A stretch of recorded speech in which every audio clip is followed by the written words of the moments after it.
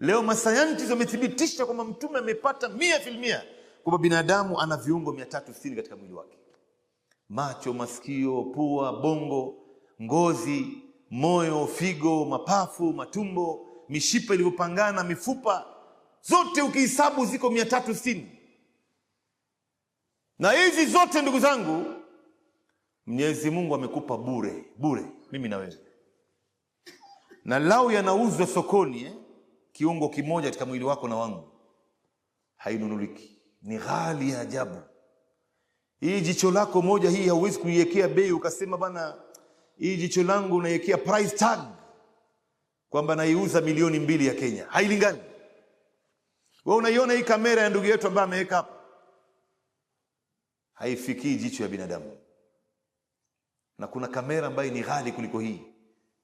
Ile ambayo ni ghali inauzwa zaidi ya milioni 500 ya Kenya. Haifikii jicho moja tu ya kiumbe au ya binadamu. Macho ya binadamu inavyobainisha baina ya mambo, baina ya rangi. Macho ya binadamu inaweza ikaangalia mahali kuna tukio ikajua hapa inakwenda kutokea nini. Macho tu. Haiuziki. Mapafu leo inavyopumua ndugu zangu, moyo inavyopumua, inavyodunda damu, figo yako inavyosafisha damu, moyo wako inavyodunda, na mapafu leo inavyopumua hewa automatic, hakuna ambaye anayejua. Sisi sote tumekaa hapa ndugu zangu, sasa hivi kila mmoja wetu anapumua hapa, hakuna anayejua nani anapumua nani hapumui. Sote hapa tunapumua. Lakini lao hii mapafu ingilikuwa ni kama gari ya diesel, engine ya diesel ndugu zangu, hapa tungekuwa tunasikia sauti tofauti hapa, toko kila mmoja yake huku na huku. Lakini angalia automatic, wewe mwenyewe unaona raha. Subhanallah, neema hii Mungu ametupa bure maana yake. Sasa shukurani yake ya hizi viungo 360 ni mtu kuswali rakaa 2 ya dhuha. Ukiswali rakaa 2 ya dhuha umetoa shukurani ya viungo 360 katika mwili wako. Na unapotoa shukurani katika viungo vyako ndugu yangu, Mwenyezi Mungu anasema wa idh ta'adhana rabbukum la in shakartum la azidannakum. Mkishukuru mimi Mwenyezi Mungu nitawazidishia. Mungu ameshatoa ruhusa. Mkishukuru nitawazidishia, maana yake ni 2. Mkishukuru nitawazidishia, maana yake ya kwanza, Mwenyezi Mungu ataiboresha afya yako, ataiboresha macho yako, ataiboresha bongo lako, ataiboresha figo lako, moyo wako, mapafu yako, maini yako, ataiboresha magoti yako, mishipa yako. Salati dhuha ndio unaona subhanallah, mtu yoyote anapokuwa mgonjwa, hata salafu na salih radhiallahu alaihim walipomuona mtu ni mgonjwa wanamwambia lazimisha salati dhuha, inaondoa maradhi. Na mkishukuru nitawazidishia, maana yake ukiswali rakaa 2 ya dhuha Mungu atawazidishia, maana yake atakulindia hiyo afya yako haitopotea.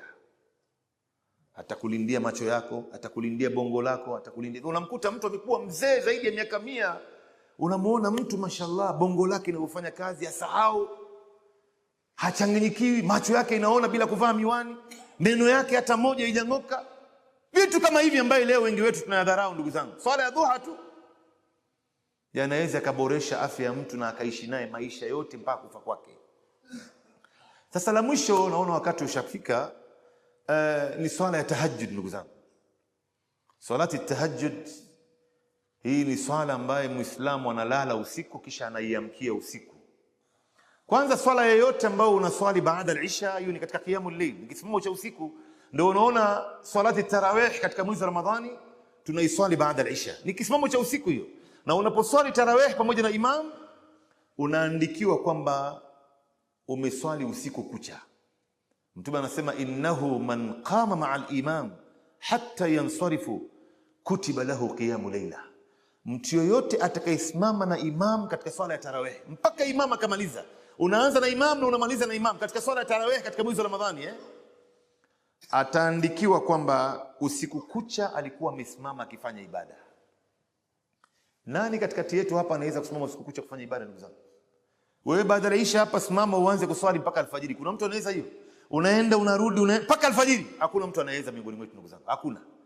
Lakini swali pamoja na imam pamoja na witri katika swala ya tarawih utaandikiwa usiku kucha ulikuwa wewe umesimama ukifanya ibada.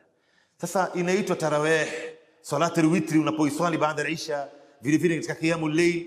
Lakini swala ya tahajjud ni lazima ulale kisha uiamkie usiku. Ndio Mwenyezi Mungu anasema wa minal layl fatahajjad bihi nafilatan lak qumil layla illa qalila.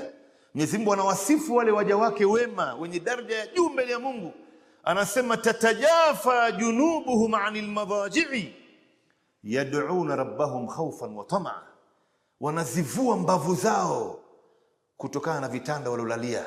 Hii si mtu yoyote anauweza ndugu zangu. Na ukiona we Mungu amekupa taufiki unaweza kuamka usiku wa manane, subhanallah, wewe umo ndani ya neema kubwa. Kuna ndugu yetu mmoja anakuja kunishtakia mimi kwamba bwana siku hizi analala saa 4, ikifika saa 9 usingizi imekatika. Na ni muda mrefu anasema imetokea hivyo. Paka alfajiri ndo anaenda kuswali, alafu anaenda kazini moja kwa moja. Nikamwambia unapokatikiwa na usingizi saa 9 usiku unafanya nini? Anasema mimi nakuwa kwenye kitanda tu nawaza mambo yangu, nafikiria paka alfajiri. Nikamwambia shekhe, wewe uone Mwenyezi Mungu anakuamsha saa 9 za usiku ili upate kuswali umkaribie? Hii nafasi sio kila mtu anapewa ndugu yangu. Unakaa tu kwenye kitanda hivi, badala ya kuamka uende uivue mbavu yako. Mtu yote ambaye anaivua mbavu yako katika usingizi na kitanda na blanketi iliyokuwa nzito, manake hili ni jambo kubwa sana. Na ndio wakati huo usingizi raha, baridi, unaona labda maji baridi kule nje wakati wa msimu wa baridi hasa. Sio kila mtu ambaye atatoka hapo, lakini Mungu anawasifu hawa kwamba hawa ni watu wenye sifa ya juu. Akatoka pale akaenda akatawadha, akaoga akatawadha, akapiga mswaki, akavaa nguo iliyokuwa nzuri, akapanda juu ya mswala akaswali. Subhanallah. Unajua katika fadhila mojawapo hii fadhila salati tahajjud, kwanza hii Mtume anasema ni da'bu salihin qablakum, ndio njia na alama ya waja wema waliokuwa kabla yenu. Wema waliotangulia katika maswahaba na wengineo walijuana wao kwa wao kupitia katika salati tahajjud. Walikuwa wanajuana vipi? Wakiwaangalia wenzie mataa yamewashwa usiku wa manane,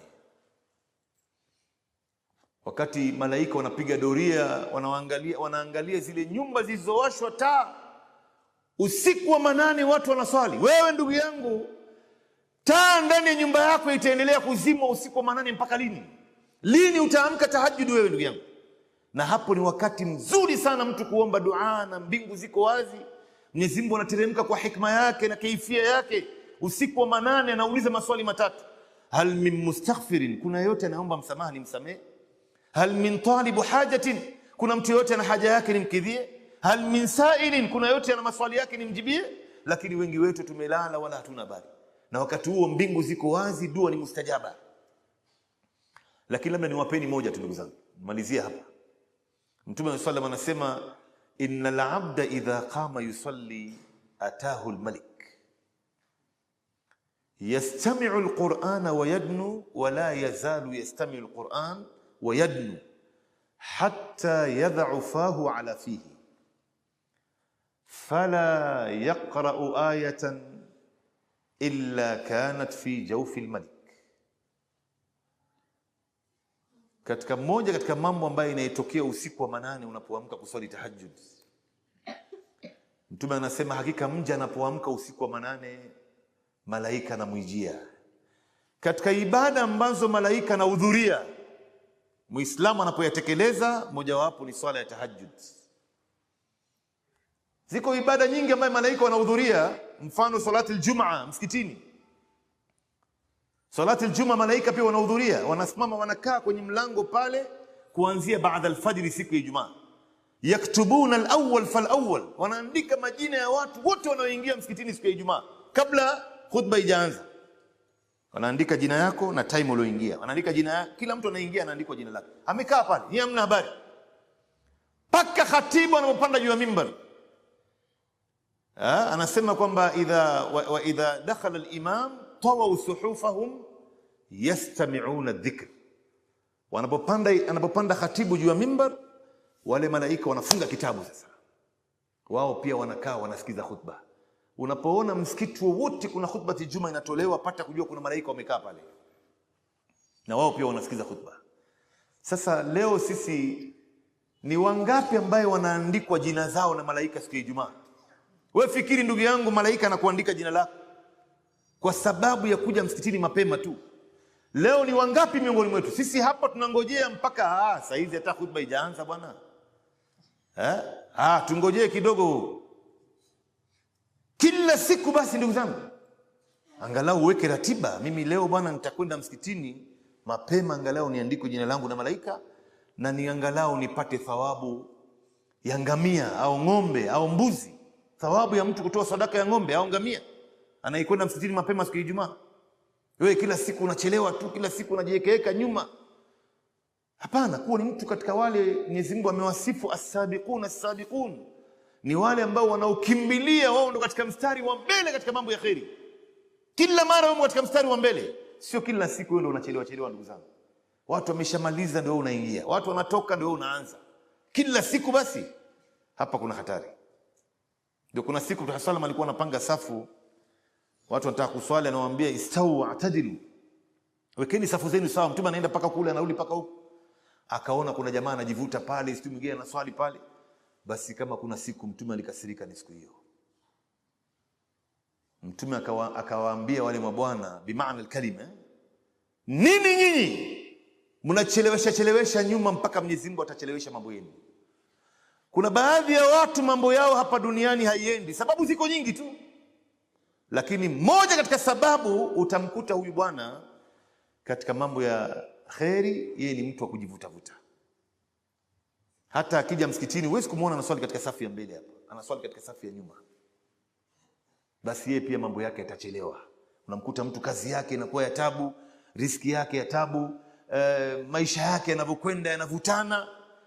Ukija kumchunguza katika mambo ya kheri, sala, taa, Qur'an, saum, yeye hayupo. Ndio unaona wewe ndugu yangu, unapoona maisha yako imeanza kukazika, mambo haiendi, lazimisha safu ya mbele msikitini, tena nyuma ya imamu. Si kwamba ni kwa sababu mambo yangu yafunguke ndio mimi nakuja msikitini mapema, hapana. Ndio Mungu mwanzo anataka wewe ufanye hivyo, alafu sasa atakubariki na maisha yako yataanza kwenda. Innal abda idha qama yusalli atahu almalik, haika mja anaposimama kuswali usiku wa manane, malaika wanahudhuria. Wale malaika wanafanya nini? Mtume anasema yastami'u alqur'ana wa yadnu, wanasikiza Qur'ani unaposoma na wanajikaribisha kwako wewe. Ndio unaona mtu anatakana asome kwa sauti, kwa sababu malaika pia wanasikiza. Toa sauti unaposoma. Na ndio unaona umuhimu wa vile vile Muislamu kuhifadhi baadhi za aya na sura ndani ya Qur'an kwa ajili ya kujikaribisha naye kwa Mwenyezi Mungu katika usiku wa manane na ibada zingine, taqarruban ila Allah. Si wewe toka ulipotoka madrasa ndugu yangu umehifadhi kul wallahu na wal asr, mpaka leo unaanza kuzeeka, miaka 30 40 imeshakatika, wewe ni kul wallahu na wal asr.